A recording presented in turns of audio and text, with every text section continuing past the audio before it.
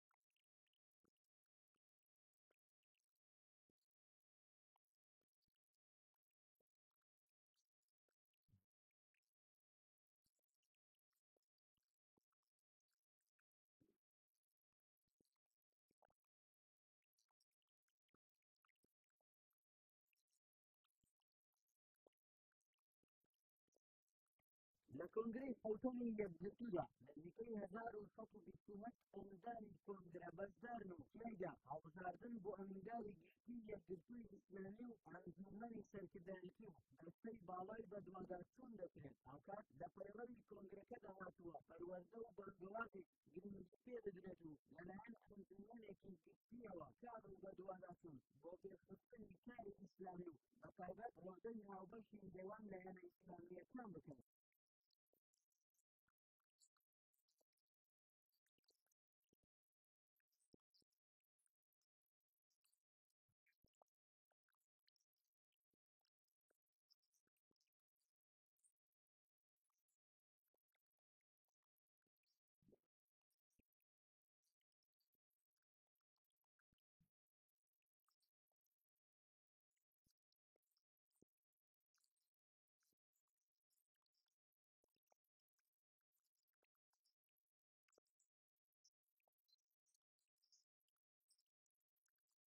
یەکگرتووی ئیسلامی کوردستان لە ساڵی 1994 دا دامەزرا و لە ئێستادا خاوەنی 10 کورسی پەرلەمانی کوردستان و 4 کورسی پەرلەمانی عێراق و لەم 4 ساڵەی دواییدا کەوتووەتە دۆخێکی سەختی سیاسی لەبەرامبەر کێشە ناوخۆییەکانی کوردستان و بەوتەی ئەندامانی ئەو حیزبە یەکگرتووی ئیسلامی لە کێشە سیاسیەکاندا پێویستی بە بڕیاری یەکلاتەرەوە هەیە و دەبێت لە داهاتوودا خاوەنی بڕیاری خۆی بێت ئاراس ئەمروز کەناڵی پەیام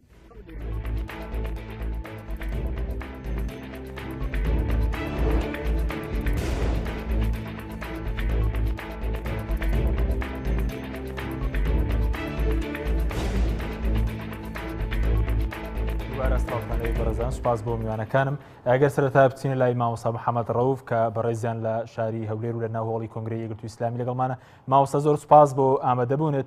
سەرەتا دەمەوێت سەرنجی بەڕێزتان بزانین سەبارەت بە مەسەلەی بەڕێوەچوونی حوتەمین کۆنگرەی یەکگرتووی ئیسلامی ئایا ئەم کۆنگرەیە چ کاریگەرێکی لە سەردۆخی سیاسی هەرێمی کوردستان دەبێت؟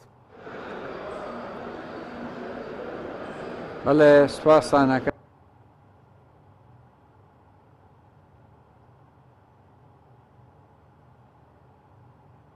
بەڵێ کراسیانە تا ئیسە بەڕێوە چووە و بەشێ لە کارەکانی تەواو کردووە ئەوەی کە گرنگ بێماوە هەڵبژاردننی ئەنجومەنی سەرکردایەتی و دەستەی باڵای بەدواداچوونە و ئەگەر فریا بکەوین سبەینەیش استراتیجەکانی یەکگرتوو بە کۆمەڵێک وەرکشۆپ تاوتوێەکەین بەنیسبەت پەیوەندی ئەم کۆنگرە بە سیاسەت و دۆخی هەرێمی کوردستان و پرسە چاقبەستوەکانی هەرێمی کوردستان حتمەن لە قسەی خۆی ئەبێ و لە راپۆرتی کۆتاییە و لە تەوسیاتی مۆتەمەرە و لە قەراراتی مۆتەمەرە ئاماژە بە شتاناکرێ و هەڵوێستی ڕوونوەر ئەگیرێ و چاوەڕێکرێ لەم کۆنگرە کە نوێبوونەوەیەکە بۆ یەکگرتوو و نوێبوونەوەیە کە بۆ سەرکردایەتیەکەی و زۆربەی ئەندامانی سەرکردایەتی تیا تقریبان ئەگۆڕێن، زۆربەی ئەندامانی دەستەی باڵای بە دوواداچوون ئەگۆڕێن، هەروەکو ئەمیندارەکەشی گۆڕاوە. ئەم گۆڕانکە کامەنوێیی کەوا لە بەردەستایە لەگەڵ ئەو چاوەڕوانەی کەوا ئەکرێ لە یەکگرتوو بە تایبەت بە ئەمیندارێکی نوێوە خەڵکی کوردستان، پەرلەمانتاران و حکوومەتی وەزیرەکانی حکوومەتی هەرێمی کوردستان، مەوزوعی پرسە چاقبەستوەکانی هەرێم چاوەڕوانی ئەکەن لە سەرکردایەتی نوێی یەکگرتووی ئیسلامی کوردستان، ڕۆڵێکی نوێی هەبێ، کاری نوێی هەبێ، قسەی نوێی هەبێ. بەڵێ کەواتە مامۆستا گۆڕانکاری دروست دەکات لە ئەم کۆنگرێ، گۆڕانکاری دروست دەکات لە هەڵوێستی یەکگرتووی ئیسلامی لە سەرپرسی سەرۆکایەتی هەرێم لەسەر مەسلەی چۆنەتی بەشداربوون لە کابینەی هەشدا و لەسەر کێشە سیاسەکانی هەرێمی کوردستان پێ وایە گۆڕانکاری بەسەردابێت؟ ببوورە باش دەنگت باش نەهاتیە نەگەیشتم پرسیارەکە لەسەرەوە بوو ئایا ئەم کۆنگرەیە گۆڕانکاری لە هەڵوێستی یەکگرتووی ئیسلامی دروست دەکات سەبارەت بە پرسە سیاسەکانی هەرێم بە تایبەتی پرسی سەرۆکایەتی هەرێم، مەسلەی پەرلەمان، مەسلەی بەشداری لە حکوومەت، ئایا گۆڕانکاریێکی جدی دروست دەکات لە هەڵوێستی یەکگرتووی ئیسلامی؟ ئەم پرسانە تاعاان پرسی چەقبەست و پرسی قەیراناوی هەرێمی کوردستانن، پرسێکی کۆن و نوێن و کۆتاییان نەهاتووە و ئەبێ کۆتاییان بێ و ئەبێ هەموو حیزبەکان هەڵوێستیان هەبێ. یەکگرتوویش بە دوای ئەم نوێبوونەوەیە ئەبێ لەگەڵ ئەو لایەنانەی ترا قسە بکە، ئەبێ گفتوگۆ بکە لەگەڵ پارتی دیموکراتی کوردستان، لەگەڵ بزوتنەوەی گۆڕان، لەگەڵ یەکێتی نیشتیمانی، لەگەڵ ئیسلامیەکان و بە تایبەتی لەگەڵ کۆمەڵی ئیسلامی جارێکی تر ئەبێ هەڵچێتەوە ئەم قسانە بکاتەوە، چونکو خەڵک چاوەڕێی هەڵوێستی نوێ ئەکا، بەڵام چەند کاریگەری ئەبێ، ئایا پەیامێکی نوێی پێ ئەبێ، ئایا پرۆژەیەکی نوێی پێ ئەبێ، ئەوە ئەبێ چاوەڕێ بکەین بزانین ئەمینداری گشتی نوێیەکە هاتووە وە سەرکردایەتی نوێیەکە دامەزرێ، بزانین ئایا قسەیەکی نوێ ئەتوانن دروست بکەن، ئەتوانن تەرتیب بکەن، ئەتوانن خاوەنی پرۆژەیەکی تر بن، یا ئەوانی ژۆک و لایەنەکانی تر جارێ لە چاوەڕوانیان بزانن ئەم شتە سەری لە چیوە دەرەچێ و ئەم پرسە گرنگە هەستیارانە کە تێکەڵ بووە لەگەڵ نەبوونی مەعاش و نەبوونی قوتی خەڵک و وەکوڵێن بەردەوام نەوت ئەڕوا، بەڵام بەردەوام پارێژ دیار نییە، بەردەوام مەعاش لە تاخیر بوونایە کە لە سێمانگی ڕابردووە چاوەڕوانەکرا بەو نیوە مەعاشە یا بەو مەعاشەی کەوا تەرشیح کرا ماگانە هەبێ. جا نازانم ئیسە زووە بۆ ئەوەی بڵین یەکگرتووی ئیسلامی کوردستان ئەتوانێ لە هەموو ئەم پرسانە هەڵوێستی تازەی کاریگەری هەبێ، لەوانەیە قسەی هەبێ، بەڵام ئایا پرۆژەی نوێی هەیە؟ ئەوە چاوەڕێیەکەین کە سەرکردایەتی ئایندا بە سەرۆکایەتی ئەمینداری گشتی کە کۆ ئەبنەوە بزانین پرۆژەی نوێ و ئەفکاری نوێیان چیە بێ بۆ ئەو کارە. من کە پۆستی سەرێک من شوێنی خۆم بڵێم ئەندامێتی سەرکردایەتیم بەجێ هێشتۆ بۆ ئەوەی گەنجێک لە سلێمانی ئیتر لە هەر شارێکی سلێمانی هەیە خوشکە یا برایە ببێ بە ئەندامی سەرکردایەتی. لەمەولا لەبەرەوەی لەو جۆرە کۆبوونەوانە بەشداری ناکەم، منیش وەکو هاوڵاتیەک لە چاوەڕێەکەم، بەڵام وەکو کادرێکی پێشکەوتوو یەکگرتوو لە ناو ڕیزەکانی ڕێخستنە چالاکیەکانی خۆم بەردەوامەکەم، بەڵام مەرجنیە بڕۆمە ناو پرسە سیاسیەکان. بەڵێ زۆر باش. کەواتە مامۆستا سەبارەت بە دەمەوێت بە دیاریکراوی لە سەبارەت بەوەی بەشداریکردنیەوە بۆ خۆتان کاندید کرد و بۆ پۆستی ئەمینداری گشتی یەکگرتووی ئیسلامی، یعنی لە کاتێکە مەسەل نەتیجەکان ئەوەی کە بەڕێستان مامۆستا سەلاحەدین بوو بە ئەمینداری گشتی یەکگرتوو، ئایا بەڕێستان لەمە دووە کارتان چییە بێ خۆتان کاندید ناکەنەوە بۆ مەسەلەن مەکتەبی سیاسی یاخود سەرکردایەتی؟ بەڵێ جواب مایتەوە. من لە خولی پێشوویستم خۆم کاندید نەکەم، بەڵام لەسەر داوای بەڕێز مامۆستا سەلاحەدین لە کۆنگرەی شەش خۆم تەرشیح پاڵاوت و بووم بە سەرۆکی ئەنجومەنی سەرکردایەتی، بەڵام بۆ ئەم خولە پێشتر هەر بڕیارمدا بوو ئەگەر بە ئەمینداریش دەرنەچم ئەو شوێنە چۆڵکەم بۆ ئەو گەنجانەی کەوا چەند ساڵە سەرەیان گرتووە حەزەکەنکەوە لە سەرکردایەتی خولێک لانی کەم ئەندامی سەرکردایەتی بن. لەبەرەوە من پێم باش بوو زۆرەی بەی ئەندامانی سەرکردایەتی بکشێنە دواوە بۆ ئەوەی کۆمەڵێک گەنجی خوێنگەرم لە برایان و خوشکان بێنە پێش و ئەوانش ممارەسەی سەرکردایەتی بکەن و تەحملی مەسئولیت بکەن. ئێمە شوێن زۆرە ئیشی تیا بکەین لە یەکگرتووە و لە مەشروعی ئیسلامیە مەرج نییە هەر لە یەکگرتووە لە یەکگرتو چالاکی بەردەواممان ئەبێ لە ڕێخستنەکانە لەگەڵ کادیرەکانە، بەڵام مەشروعی ئیسلامی گەورەترە فراوانترە ئەتوانین لەگەڵ برایانی کۆمەڵی ئیسلامی لە کار و چالاکیەکانی گشتیەکانی ئەوانیشا بەشداری بکەین. یعنی کەواتە جەنابەت لەمە دووە کەسایەتێکی بێلایەنی ئیسلامی لە گۆڕەپانی سیاسی هەرێمی کوردستان کار دەکەیت؟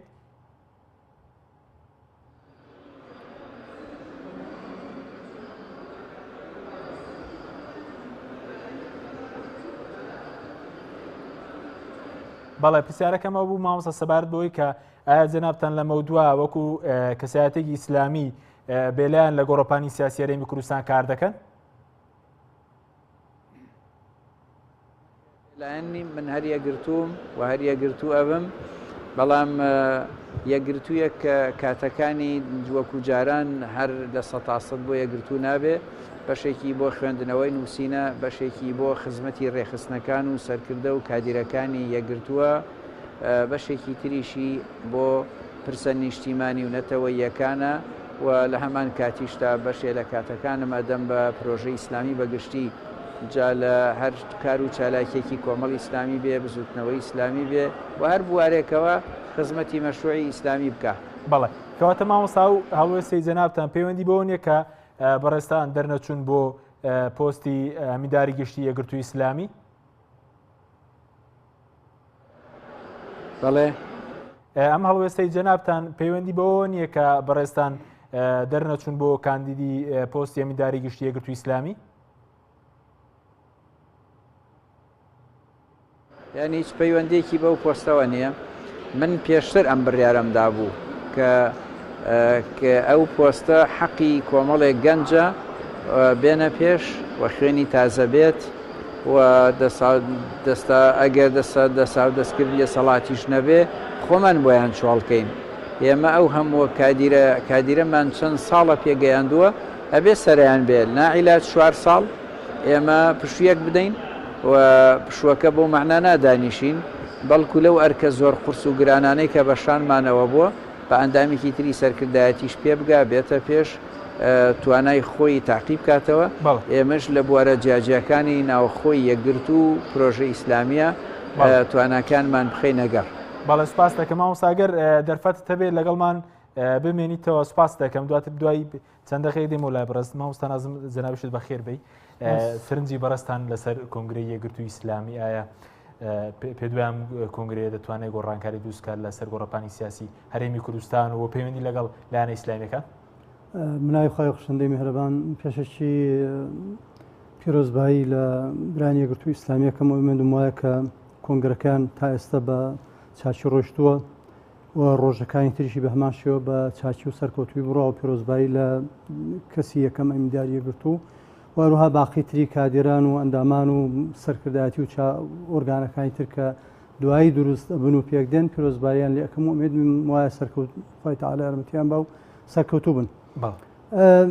بەتاکید یەکگرتووی ئیسلامی یەکێکە لەو کاراکتەرانی یان یەکێک لەو پارتانی کەوا دیارن و دەستیان دیارە جێپەنجیان دیارە لە هەرێمی کوردستانە پاردێکی سیاسیە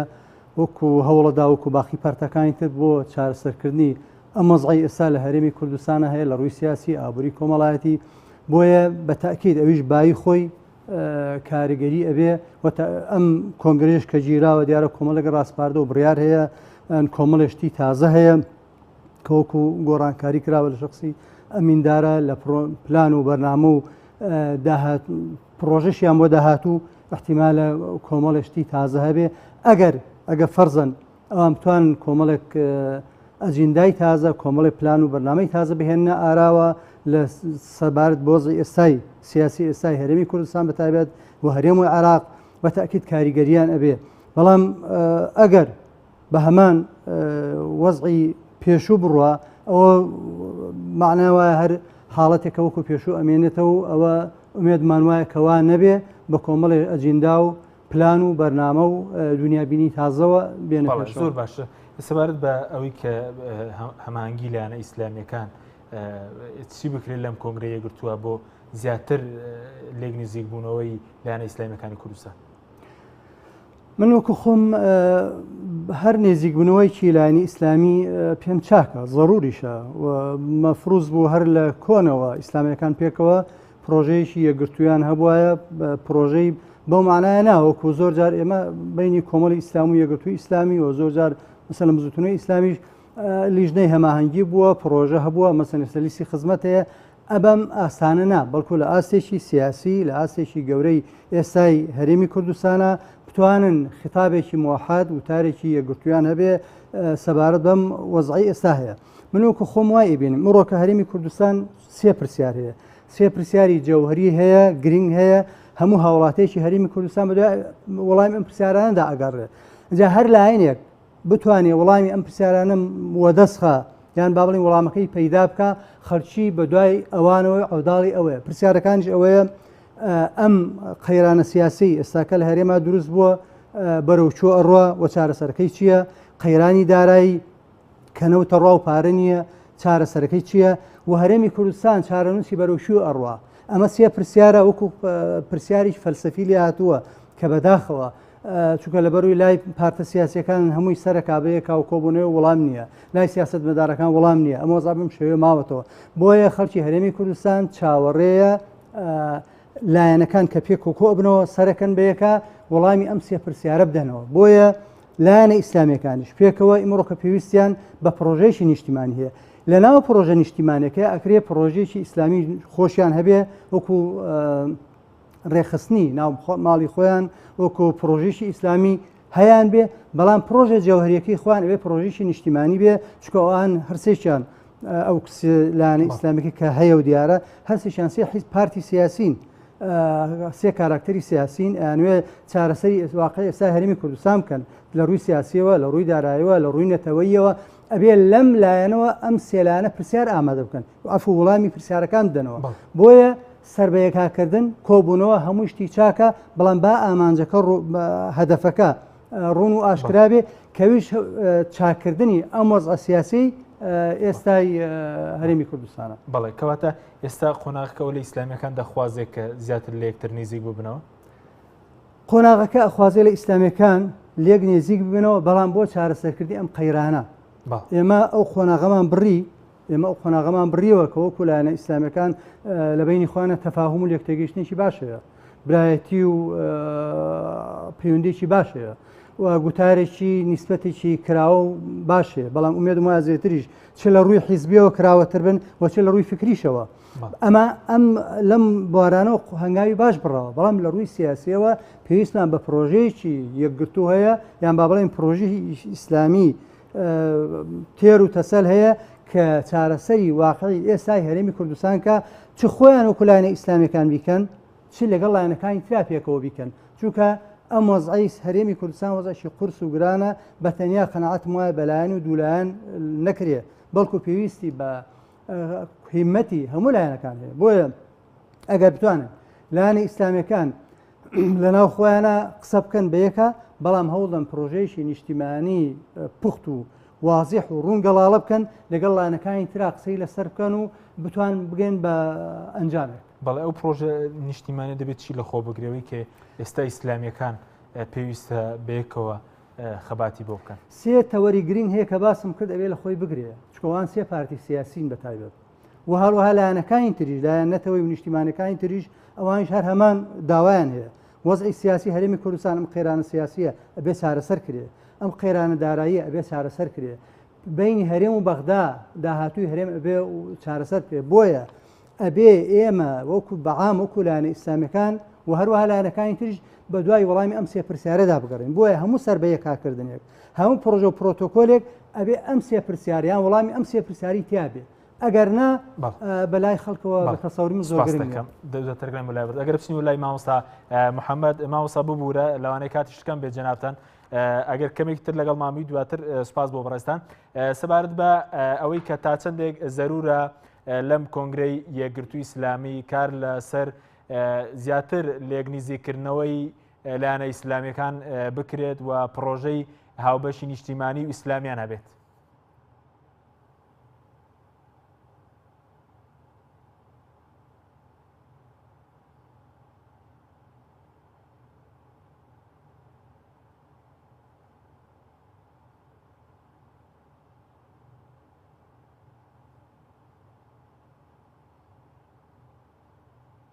بەڵێ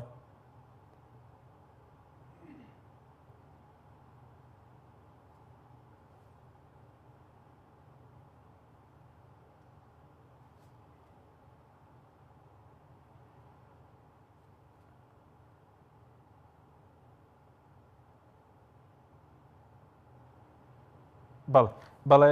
دیارە مامۆستا گرفتێک لە دەنگی بەڕێستان هەیە دواتر دەگەڕێمەوە لای بەڕێستان مامۆستا. بەڵێ مامۆستا نازم سەبارەت بە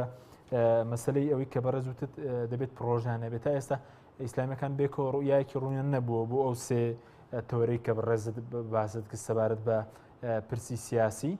سەبارەت بە مەسلەی دارایی. لایەنەکان لایەنی ئیسلامیەکان پێکەوە قسەیان بووە، هەڵوێستیان بۆ گوتاریان هەیە لەو بارەیەوە، بەڵام ئەوەی هەیە لە پرۆژەیەکی یەکگرتووە. ئێمە وەکو پێشتریش هەر سێ لای ئێمە ئۆپۆزیسیۆن بووین، چەندین پرۆژە 5-6 پاکێجمان پێشکەش ئەو کاتە بە پەرلەمان و بە حکوومەتیش کرد. لەم بابەتانەوە کۆمەڵێک پرۆژە هەیە، بەڵام پرۆژەکان ئەبێ ئێمە ئەگەر بمانێت ئەم وەزعە چەقبەستوویە وەکو پێشوو نەمێنێتەوە، فعلەن ئەبێ ئێمە جاریشکە گۆڕانکاری تیا بکەینەوە و ئەم گوتارانەمان نوێ بکەینەوە و ئێمە لە چوارچێوەی تەنیا سێ لایەنی ئیسلامیە مەبەستی منەوەی کۆ نەبینەوە چارەسەری کێشە ئیسلامیەکانمان بکەین، چونکە ئێمە وەکو لایەنی ئیسلامیەکان وەکو باسیشمان کرد کێشەیەکی وانە کە گرفتێکی گەورە بێ ئمڕۆکە هاوڵاتیانی هەرێمی کوردستان چاوەڕێ بکەن کە ئیسلامیەکان کێشەی خۆیان چارەسەرکەن، بەڵکو ئیسلامیەکان لە بینی خوانە وەکوتم تەبان گوتارێکی نیسبەتێکی باش یەکگرتویان هەیە، بەڵام پێویستیان بەوە هەیە ئەم گوتارەی خۆیان با بڵێن خیتابی خۆیان هەمووی کۆبکەنەوە لە پرۆژەیەەکە و ئەم پرۆژەیەش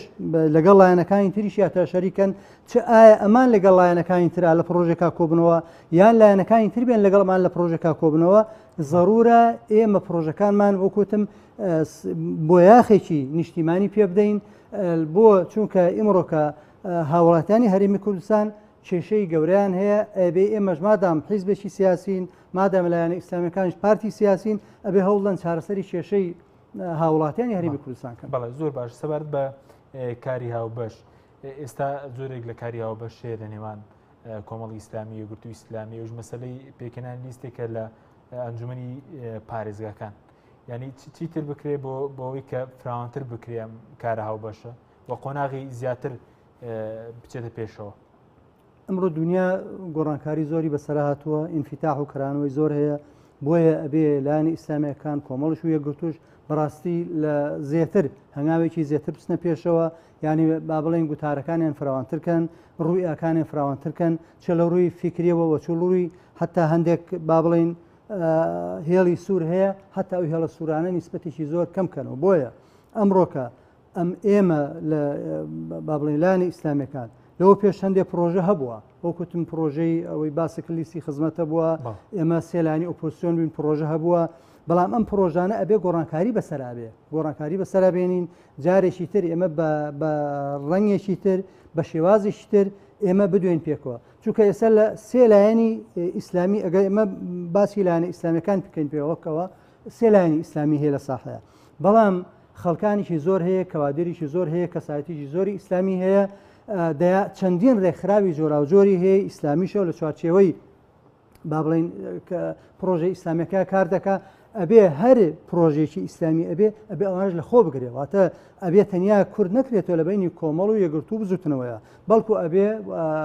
چوارچێوەکەی فراوانتر بکرێ، کەسایەتەکان بگرێتەوە، ڕێکخراوەکان بگرێتەوە، خەڵکیی زۆری بێلایەن هەیە ئەوە بگرێتەوە، واتە پرۆژەیەکی گشتگیری جێگەی دڵخۆشی هەموو لایەن بێت و هەمووشی تاجێ بێتەوە. ئەمیش بەوە ئەبێ بە تەسەووری من پرۆژە هەروە بە ئاسانی گەڵاڵە ناکرێ، پرۆژە کاتێک ئەبێ بە پرۆژە ئەم لایەنانە خەڵکی تیا بەشدارکەن، واتە پرۆژەیەک نابێت پرۆژەی گشتی تەنیا کۆمەڵ و یەکگرتوو پێکەوە دایبڕژن، بەڵکو ئەبێ لە چەندین وەرکشۆپە، لە چەندین سیمینار و کۆبوونەوەی گشتیە خەڵکانی بێلایەن، کەسایەتی سەربەخۆ، کەسایەتی سیاسیەکان، چی ئیسلامی، چ پارتەکان، چ ڕێکخراوەکان تایە بەشدار بن پێکەوە پرۆژەیە گەڵاڵە بکەن ئەو کاتە نوێنەرایەتیەک تەمسیلی ئەم پرۆژەیە بکە مەسەڵەن نوێنەرایەتەکە ئایا مەسەڵەن خەڵکەکان ئەمانە کۆمەڵ و یەکگرتوو هەڵەبژێرن یان ئەنجومەنێک پێکەوە هەڵەبژێرن ئەم ئەنجومەنە قیادەی ئەم پرۆژەیە بکە ئایا ئەوە چۆنە بێ ئەوە بەتەکیید پرسیارێکە و وەڵامەکەی ئەبێ دوایی وەرکشۆپەکان و سیمینار و کۆڕە جۆر بەجارەکان بیات بەڵە زۆر باشە بەڵام سپارەت بەو کارەوە باشەیەگە لە ئەنجومەنی پارێزەکان تەماشا بکەن لێوان کۆمەڵی ئیسلامی یەکگرتووی ئیسلامیە ینی کارەکە سەرکەوتنی بەرەسیناو بۆی مەسەڵەن بپەڕێتەوە بۆ پەرلەمانی کوردستان بۆ پەرلەمانی عێراق لەوێش فراکسیۆنەکانیان یەک بخرێ وڵی هەنگاوێک نراوە بەڵام بە تەسەوەری من لە ئاستی پێویستدانە بۆ چکە ئەوەی من بزانستی خزمەت بە دەرەجەیەک لە سلێمانی هەیە لە هەولێریش هەندێک هەیە بەڵ ئەیتر دوایەوە لە بادینان دیارە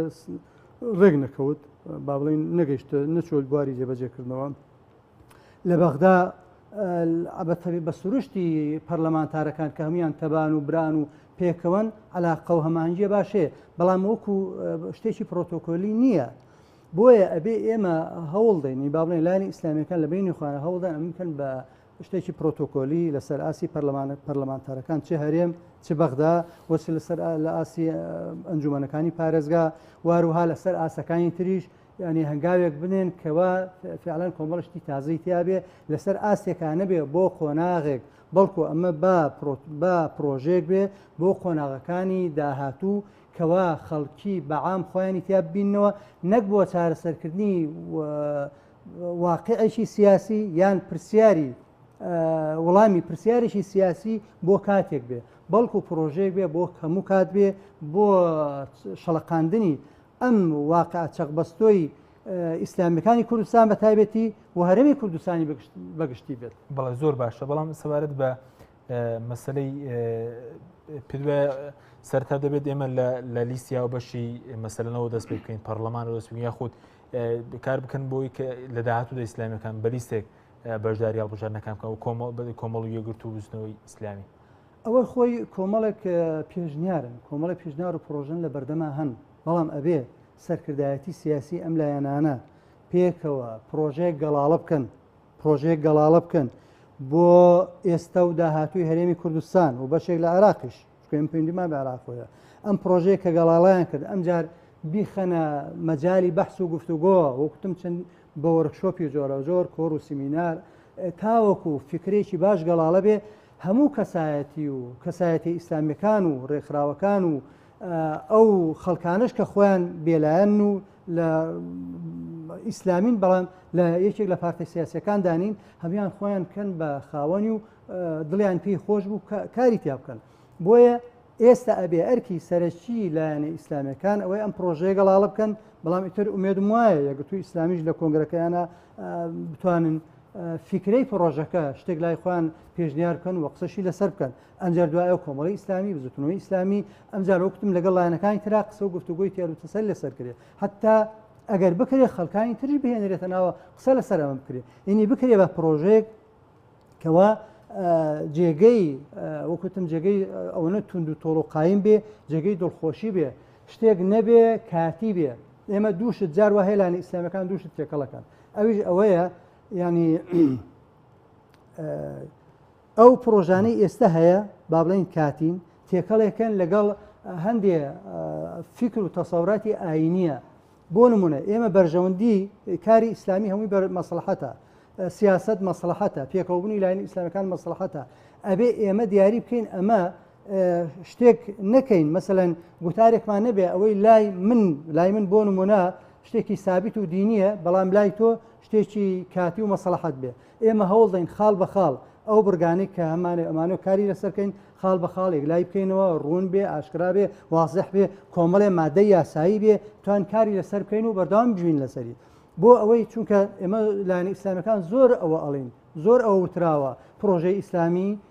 برایەتی ئیسلامی کارکردن پێکەوە ئەنجومەنەکان یعنی دروستکردنی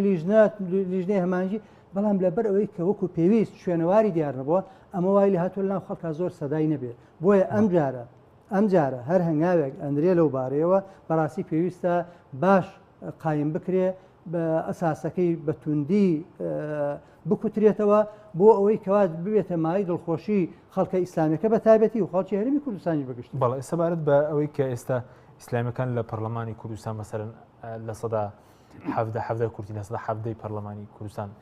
پێک دەهێنن. یعنی ئەم یەکگرتنە کاریگەریان زیاتر دەکات لەسەر ڕووداوە سیاسیەکان هەرێمی کوردستان لەسەر گۆڕەپانی سیاسی هەرێمی کوردستان. ئەگەر فعلەن وەکوتم لەسەر ئەساسێکی تند و قایم بێ یەک هەڵوێست بن لە پێچێکە یان باڵێن لە قۆناغێکە لێک جیان نەبنەوە یان هەڵوێز نەگۆڕن بە تاکید کاریگەریانە بێت چونکە حەفدە کورسی خۆکەم نییە. جاروا هەیە 2 کورسی 3 کورسی کاریگەری ئەبێ لەسەر بڕیاریشی گەورە لە پەرلەمانە ئەی حەفدە کورسی بە تاکید کاریگەوری گەورەترێ بێ و ئەگەر ئەمان گوتارێکی ڕوون و ئاشکرا و جێگەی دڵخۆشکەریشیان هەبێ ئەم حەفدە کورسیە بۆی هەیە فراکسیۆنی تر بێتە ناوێەوە فراوانتر بێ گەورەتر بێ ینی پانتایەکەی زیاتر بێت. بەڵێ سوپاس دەکەم. دیارەچینەوە شاری هەولێر دەچینەوە لای دیارە مامۆستا محەممەد ڕەوف زۆر سپاس بۆ بەشداری. ئێستا دەچین لای مامۆستا عومەر عەبدولعەزیز کە بەڕێزیشان ئەندامی کۆنگرێ و لە شاری هەولێر. بەڵێ مامۆستا عومەر محەممەد ببوورە کە بەڕێزیان لە هەولێرەوە لەگەڵمانە. مامۆستا عومەر زۆر سپاس بۆ بەشداریتان. دەمەوێت لەوە دەست پێکەم دیارتینە و گۆڕانکارێنی کە یەکگرتووی ئیسلامی بە نیازە لە کۆنگرەی حوتەمدا ئەنجامی دا چین.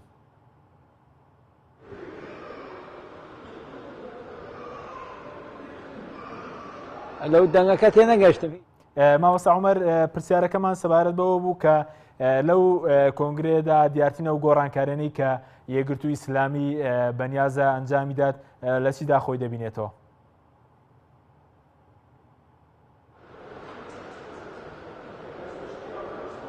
لەو مامۆستا گوێ لێمانە ئێستا؟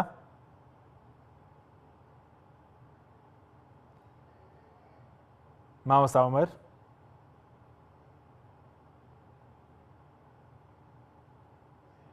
بەڵێ مامۆستا پرسیارەکەمان ئەوە بوو سەبارەت بە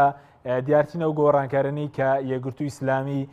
بەنیازە لە کۆنگرەی حوتەمدا ئەنجامیدا بریتین لە چی؟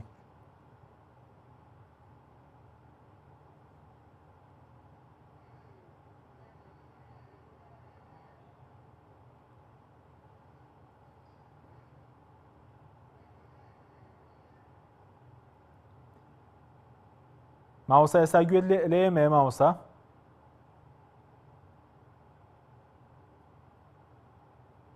مامۆستا عومەر بەڵێ پرسیارەکەمان سەبارەت بەوە بوو کە ئەمڕۆ کۆنگرەی یەکگرتووی ئیسلامی لە شاری هەولێر بەڕێوە چوو. دیارتینە و گۆڕانکارێنی کە یەکگرتووی ئیسلامی بەنیازە لەو کۆنگرەیەدا ئەنجامی داد بریتین لە چی؟ زۆر سپاس بۆ کەناڵی پەیامی خۆشەویست کە ڕووماڵی ڕۆژەکانی ئەمڕۆی کۆنگرەی کرد دەستخۆشیتان لێەکەین. گرنگترین شت کە لەو کۆنگرەیە بوو ئەو پرۆسەی هەڵبژاردننی ئەمینداری نوێ بوو بەڕاستی کە 4 کەس تایە پاڵێ خۆیان پاڵاوتە بوو و پێشتریش ئیشیان کردبوو لە نێو ڕێخستنەکان و هەروەها توانیان لە پرۆسەیەکە بچنە دەنگدان و بچنە کێبڕکەیەکی لەسەرخۆ هادێ و خۆیان بخەنە بەردەم دەنگی ئەندامانی کۆنگرە و بوو لە جاری یەکەمە نەتوانرا یەکێک لەو پاڵێوراوانە دوو لە سەرسەی دەنگەکان بێنە چونکە بەپێی پەیرەوە پرۆگرامە بێ کەسیەک کە دەرەچێت لە جاری یەکەمە دوو لە سەرسەی دەنگەکان بێنێ. دوجار لە بینی بەڕێزان مامۆستا سەلاحەدین کە 688 دەنگی هێناوە لەگەڵ بەڕێز مامۆستا ئەبوبەکر عەلی کە 221 دەنگی هێنامانەوە. لە جاری دووهەمە بەڕێز سەلاحەدین بەهادین دەنگەکانی کرد بە 801 دەنگ بەڕێز کاگە ئەبوبەکر کردی بە 268 دەنگ. بەو شێوەیە بەڕێز مامۆستا سەلاحەدین بوو بە ئەمینداری نوێی یەکگرتووی ئیسلامی کوردستان و بەڕاستی دواتریش وتەیەکی زۆر بە پێزیان پێشکەش کرد هەر 4 پاڵێوراوەکەی پێشوو کە بەڕێز جەنابی مامۆستا محەممەد فەرەج داهێنانێکی نوێی کرد کشایەوە بۆ بەڕێز مامۆستا سەلاحەدین و توانی بە ئارەزومەندانە و پێش وەخت پێشەوەی کە باس بکرێت لەوە پێش لە کاتێکی گونجاوە کشانەوەی خۆی ڕاگەیان کە ئەمە خۆی بۆ خۆی تۆمارکردنی بەڕاستی هەڵوێستێکی زۆر کاریگەر بوو و بەشێکی زۆر لە ئەندامانی کۆنگرە زۆر کاریگەری هەبوو لە سەریان چاویان بە فرمێسک کات بۆ ئەو مۆقیفە و هەروەها دواتریش وتەی بە ڕێزان مامۆستا محەممەد ڕەئوف کە وتەیەکی زۆر بە پێزی پێشکەش کرد کە من ئامادەیم تایە هەموو ئەرکێک وەربگرم کە بەڕێز ئەمینداری نوێ پێم بسپێرێ و بەڕێز کاگە بوبەکر عەلیش قسەی زۆر جوانی کرد باسی لەوە کرد کە ئەو پرۆژەی من هەموو پێچێت لە ئێستا بەشێکی زۆر لە ئەندامانی کۆنگرە بە ڕەوای بزان بەس لە ئیمکانی جێبەجێکردنی گومانیان هەبێ بۆیە ئەو هەر بەردەوامەوتی لە داهاتووە لە وێزگەی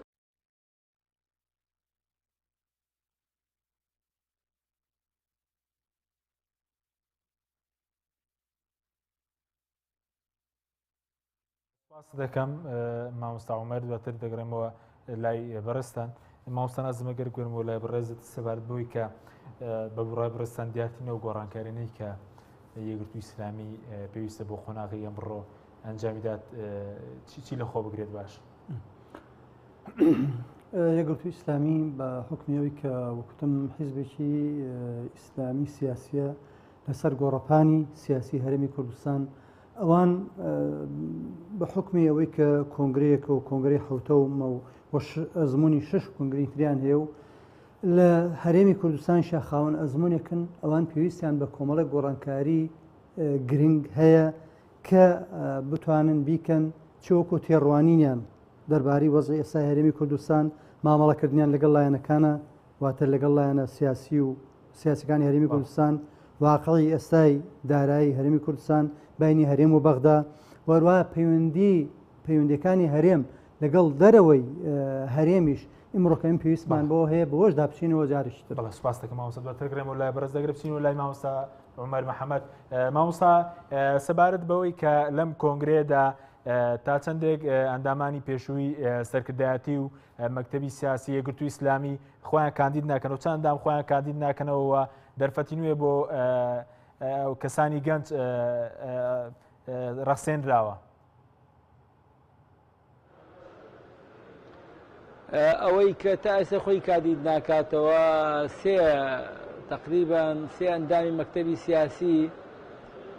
بەڕێز مامۆستا هیوایە، بەڕێز مامۆستا محەممەد ڕەئوف، بەڕێز کاگە بوبەکر عەلی کە پێشتر ئەندامی مەکتەبی سیاسی بە ئێستا سەرکردایەتیە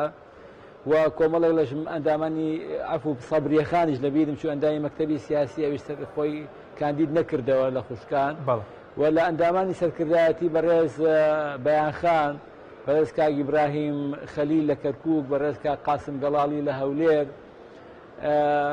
ئەوەی کە دیارن تا ئێستا ئەو بەڕێزانن کە خۆیان هەڵنە کاندید، بەڕێز کاک عومەر ئیسماعیل لە هەولێر بە ڕەحابەتی سەدر و بە ئارەزومەندی خۆیان و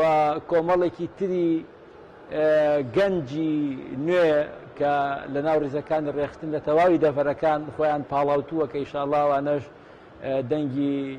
خۆیان دەنگی پێویست بەدەزێنن و ئەوەی ئەبینرێت یعنی ئینتیقالێکی لەسەرخۆ ئینتیقالێکی ئارەزومەندانە لە نێوان ئەوەی کە پلە و پێشتر پۆستی هەبەوە خوێنی تازە دێتە پێشەوە ئیشاڵڵا ئەم بە یەکگەیشتنە نوێیەوە بە ڕابەرایەتی یا بڵین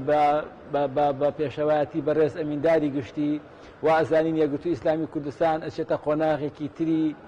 باشترەوە و ئێستا بەم شێوازە لە بەڕێوەبردننی کۆنگرە کەشوهەوایەکی لەبار لە ناو تەواوی ڕێخستنەکانی یەکگرتووە ئێستا ڕەخساوە و ئەوەی تەلەفۆنمان بۆکەن لە ماڵەکانەوە بەشێکی زۆر لە خوشکوبرایانمان لە ماڵەکانی خۆیانەوە چاو بە فرمێسکن بۆ ئەو شێوازە جوانە پڕ لە بەهایە پڕ لە ئەخلاقا پڕ لە مەحەبەت و خۆشەویستی کە لە نێوان پاڵێوراوەکانە کە کارێکیان کردبوو ئەوانەشی دەرنەچوو بوون ئەوە هەستیان بەخۆشی و بە حاڵەتێک دەکەی وەکوە دەرچوو بێتن ئاوها یعنی بەڕاستی بینیمانە هەوایەکی زۆر خۆش ئەمە بەڵێ زۆر باشە سەبارەت بە مامۆستا عومەر سەبارەت بەوانەی کە بەڕێز وتت کۆمەڵێک ئەندامی سەرکردایەتی و مەکتەبی سیاسی خۆیان کاندید نەکرێتەوە جگە لە مامۆستا سەلاحەدین محەممەد بەهادین خەڵکی تر هەیە کە لە کۆنا مەسەلەن ئەندامی سەرکردایەتی و مەکتەبی سیاسی بێ دووبارە ئەوانەش خۆیان کاندید کرد بێتەوە ئەم جارە؟ بەڵێ یەکێک لەوانە بەڕێز مامۆستا هادی عەلیە خۆی کاندید کردوێتەوە بۆ ئەندامی سەرکردایەتی و کەسێکی تری لەوانە بەڕێز مامۆستا عومەر عەبدولعەزیز ئامادەی دەربڕی بەڵام پێچێت لە ئەنجومەنی شورای گشتی چووکە و ئەندام مەکتەب سیاسیانەی کە خۆیان کاندید ناکەنەوە یا دەرناچنەوە ڕاستەوخۆ لە ئەنجومەنی ڕاوێژکاری باڵا یا ئەنجومەنی ڕاوێژکاری دەڤەرەکانە ڕۆڵی خۆیان دەبین و ئەو جارش بەڕێز مامۆستا سەلاحەدین تەسمیمێکی هەیە ئەوێ زۆرترین سوود لەو براو خوشکانە ببینێ کە پێشتر لە ئەرکێکی یا حکومی بووبێ یا حیزبی بووبێ سوودی زۆریان لێوە بگرێوەکو ئەزموندارێک و بتوانێت لەڕێ ئەو ئەنجومەنی ڕاوێژکاریەوە باشترین سوود لە توانەکانیان وەربگرێت. زۆر باشە زۆر باشە مامۆستا عومەر سەبارەت بەوەی کە ئایا هەڵبژاردنەوەی بوونەوەی مامۆستا سەلاحەدین جارێکی تر بە ئەمینداری یەکگرتووی ئیسلامی یعنی ئایا قۆناغێکی سیاسی نوێیە بۆ یەکگرتووی اینجا بۆ کوردستانیش قۆناغێکی سیاسی نوێ هەڵوێستی یەکگرتووی ئیسلامی لە مەرپرسی سەرۆکایەتیێرێم لە پەرلەمان لەبارەی دۆخی ئابووری هەرێمی کوردستان گۆڕانکاری بەسەردادێت دوای ئەوەی کە مامۆستا سەلاحەدین بوو بە ئەمینداری گشتی یەکگرتووی ئیسلامی؟ خۆی مامۆستا سەلاحەدین ئەوەی کە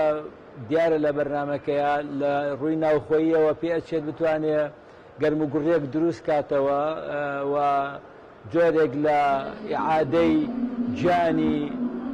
کار و ئامادەیی دروست کاتەوە لە نێو ئەندامەکان ئەوە یەکواروا بتوانێت لە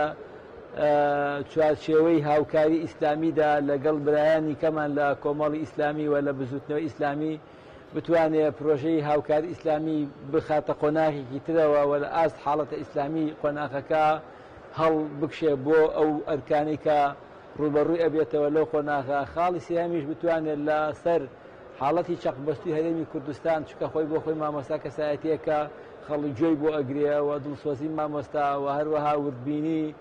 ئەوانە هەمووی کاریگەری هەیە پێ ئەچێ ئەویش بتوانێت لەو ڕوانگە لەگەڵ لایەنەکانی کەیە بتوانێت لە ڕووی سیاسیشەوە و هەروەها ئەو حاڵەتە چەقبەستووی کە لە هەرێمی کوردستانە هەیە گەشەی پێبا و بتوانێت لەگەڵ لایەنەکانی کە مەخرەجێک بدۆزینەوە چونکە بەڕاستی هەرێمەکەمان لە حاڵەتێکی ینی لە ڕووی بووچە و بژەوی هاوڵاتیانەوە بە قۆناغێکی سەختا تێ ئەپەڕێ هیوادارین یەکگرتووی ئیسلامی کوردستان بە پێشەوایەتی بەڕێز مامۆستا سەلاحەدین بتوانێت خزمەتکارێکی باشتر بێ و بتوانێت ڕۆڵی زیاتر ببینێ و بتوانێت بەم سەرکردایەتێ نوێی کێتە پێشەوە و بەو پرۆژەی کە ئەو هەیەی و بەو مەقبولیەتێشی کە هەیەی خزمەتێکی زیاتر بکەین بە هاو نیشتیمانیانی خۆمان لە هەرێمی کوردستان. بەڵێ زۆر باشە مامۆستاگەر بە کورتی وەڵامی چەند پرسیارێکی ترمان دێتەوە سەبارەت بە ئەوەی ئایا هەڵوێستی یەکگرتووی ئیسلامی لەمەڕ سەرۆکایەتیێرێم دوای بوونەوەی مامۆستا سەلاحەدین بە ئەمیندار گۆڕانکاری بەسەردادێت؟ والله ئێمە ڕامانگەیاند ئەو مەسەلەیە چەند یاسایی ئەو نەشی سیاسیە بێ ئێمە لایەنە سیاسەکان بگەینە تەفاهمێکی مشتەرەک دواتە سیبغەی یاسایی بۆ بدۆزینەوە و ئەو نزیکیەی گۆڕان و یا بڵێن ئەو هاوپەیمانێتی گۆڕان و یەکێتیش پێویستە مەخرەجێک بدۆزینەوە چونکە ئێستا جۆرێک لە چەقبەستن دروست بووە. ئێمە هیوادارین مامۆستا بتوانێت لەو بوارە لەگەڵ مەکتەبی سیاسی داهاتوە ڕۆڵێکی کاریگەر ببینێ بۆی ئەو پرۆسێژ بەگەر بکەوێتەوە بەم شێوەی ئێستا نەمێنێتەوە. زۆر باشە سەبارەت مامۆستا بەو گۆڕانکاریانەی کە لە هەیکەلی حیزبایەتیەوە کوردستانە ینی دیارتنەوە گۆڕانکاریانە چین ئایا ناوەکانتان گۆڕیون یاخود لەمەوە مەسەرەن سەرکردایەتی یەکگرتووی ئیسلامی ژمارەکان زۆری کردووە کەم دەبێتەوە سەبارەت بە ئەندامانی مەکتەبی سیاسیش ڕێژەکە چۆنە؟ ڕێژەکە بە پێی لایەحا 12ەیە ئێستا مەکتەبی سیاسی ناوەکەی گۆڕاو بۆ ئەنجومەنی جێبەجێکردن و ژمارەی مەکتەبی ئەندامانی سەرکردایەتی نەگۆڕاوە بەس پێچێت لە ڕووی پێکهاتە و ئیستحقاقی دەڤەرەکان کە دیاری کراوە بۆ هیچ دەڤەرێک حەقی دەڤەرێکی کە پێشێل دەکا بە پێی ئیستحقاقی تەنزیمی بەرکەوتەی تەنزیمی چەند هەبێ ژمارەی ئەندامانی سەرکردایەتی دابش کراوە بەسەر دەڤەرەکانە بەو شێوەیە توانین بڵێن حاڵەتێکی تری ئارامی دڵنیایی بۆ تەواوی دەڤەرەکان دروست ئەکە. بەڵێ زۆر سوپاس بۆ مامۆستا عومەر محەممەد مامۆستا نازم ئەگەر بێم وڵای بڕێز دواوتەی بەڕێز سەبارەت بە کۆنگرەی یەکگرتووی ئیسلامی و ئایندەی پرۆسیسایی پەیوەندی لایەنە ئیسلامیەکان گەر شتێکت مایە بەڕێستە ئەوەی کە من بە گرنگی ئەزانم لەلایەنی ئیسلامیەکان لە چوارچێوەی پرۆژەکانی پێشوو بچنە دەرەوە بەرفەروانتریکەن واتە پرۆژەی ئیسلامی بۆ شێوە تەقلیدیەکە نەبێ پرۆژێکی ئیسلامی فراوانی گشتگیر بێ لە چوارچێوەی فکری ئیسلامی چوارچێوەی سیاسی هەروەها لە چوارچێوەی پەروەردەییە و هەروەها لە چوارچێوەی وەزع ئێستا هەرێمی کوردستانە خەڵکانی تریش لە خۆ بگرێ کە با لە ناو کۆمەڵە یەکگرتوشدا نەبێ مەسڵەن و لە سەبارەت بە وەزعی سیاسیش ئەبێ لایەنە ئیسلامیەکان گرنگە مەخرەجێ بدۆزنەوە دەرڕێگای بدۆزنەوە بۆ مەزی سیاسی ئێستا هەرێمی کوردستان بۆ ئەوانی قسەیان هەبێتیایە یعنی تەنیا ئەوە نەبێت لە چوارچێوەیەکی داخراودا بێن مۆستانازم حەبوڵڵا ئەندامی پێشووی مەکتەبی سیاسی کۆمەڵسانی زۆر سپاس بۆ بەڕێستان بەڵێ بینێرانی بەڕێز زۆر سپاسیش بۆیە کە تاکو ئێستا لەگەڵمان بوون سپاس بۆ هاوکارانم لە ستودیۆی سەرەکی و لە شاری هەولێر تا بەرنامەیەکی تر بەخوای گەورتان سپێرین خواتان لەگەڵ